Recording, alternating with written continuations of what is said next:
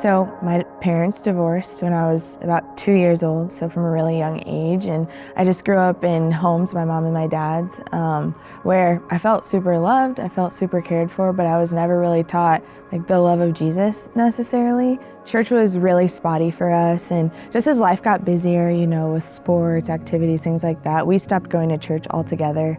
And the first time I remember going back to church wasn't until I was in high school. So there was a long time where we weren't attending church at all. And when we started going in high school, it was because I started dating a guy whose dad was a pastor.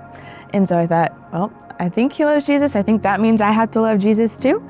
And so my mom started coming with me, but it really was just a social thing. This is what good people do. And then he was kind of my motivator. So when I was actually at church, I just didn't really have the ears to hear because, my intentions and my motivation for being there was wrong. And so I never actually understood the sacrifice that Christ made for me, even though I was hearing it week after week, because I just didn't have the ears to hear. I never really understood that, and I wouldn't understand that until I was a sophomore in college. At that time is when I met an older girl in my sorority, by the grace of God, who really initiated towards me when I needed a friend. And she was the first person to ever sit down with me and really lay out the gospel, that my sin was separating me from God and that I needed a Savior, and that a relationship with Jesus doesn't only save you, but it satisfies you. And she also helped me to see that me having control of my own life was not working out for me.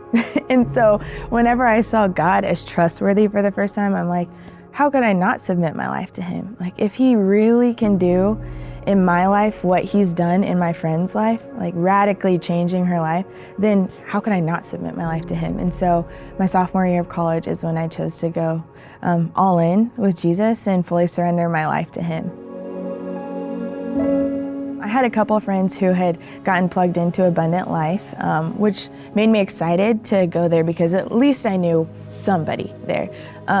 But just coming from the background where I didn't really grow up going to church a lot, I made a lot of bad decisions in Kansas City, and a lot of people I knew from living in Kansas City kind of remembered me as that person.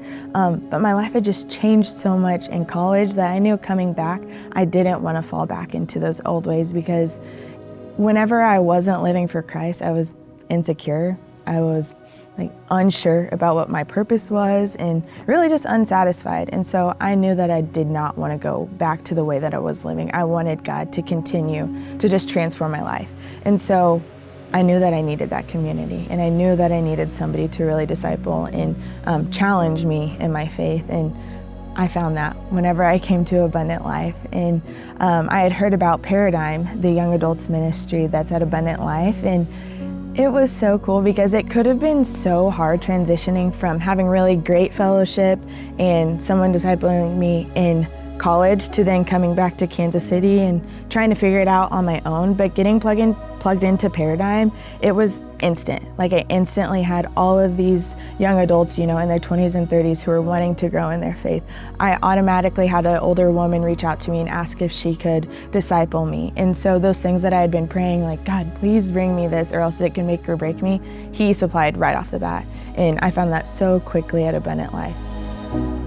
It just shows me the faithfulness of God to provide that community. And Chelsea Glover, the older woman who had reached out to disciple me and still disciples me, if I need anything, I know that I can go to Chelsea and she'll speak wisdom and truth into my life. But it's cool to even think about a verse that I love, Ephesians 3:20, that just says that God is able to do immeasurably more than we can ask or imagine. And looking back, I see him do that so much, because coming to Paradigm, having to meet all these new people, trying to establish community and discipleship, all those things, to now where he has me of just giving me the opportunity to work for Paradigm, I could have never imagined that God would allow me to get to do what Chelsea did for me for other people. Now I get to disciple girls. Now I get to shepherd and care for and challenge the women in our ministry. And it's just such a special job, and I have just loved every single moment of getting to do that.